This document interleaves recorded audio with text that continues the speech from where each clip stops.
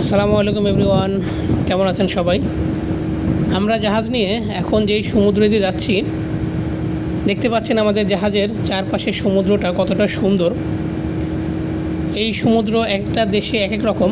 আমরা যখন জাহাজ নিয়ে বিভিন্ন দেশে যাই, বিভিন্ন ধরনের সমুদ্র অতিক্রম করে আমাদের যেতে হয়।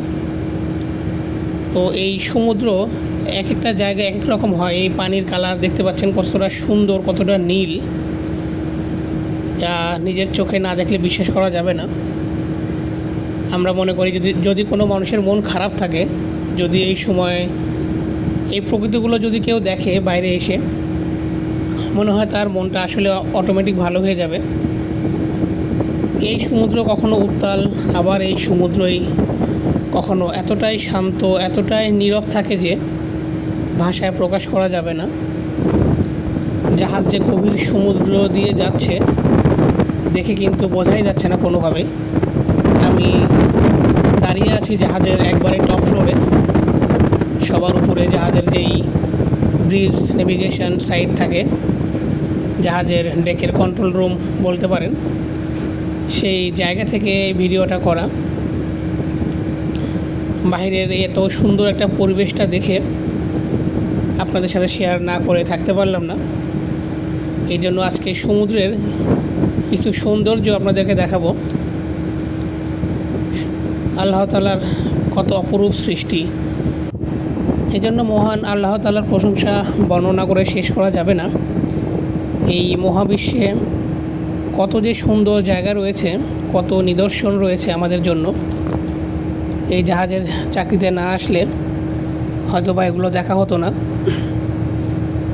তো আমরা যখন জাহাজ নিয়ে বিভিন্ন দেশে যাই, এই সমুদ্রের ভেতরেই অনেক সৌন্দর্য দেখা যায়।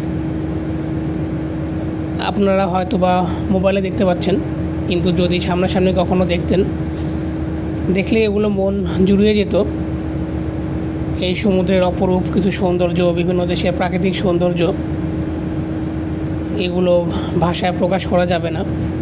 তো আমি আমার এই চ্যানেলে চেষ্টা করি, যখন কোনো সৌন্দর্য জায়গায় যাই, যখন কোনো দর্শনীয় জায়গায় যাই, জাহাজ নিয়ে আমরা যখন বন্দরে যাই, চেষ্টা করি ওই জায়গার ভিডিওগুলো করার জন্য এবং আপনাদেরকে দেখানোর জন্য।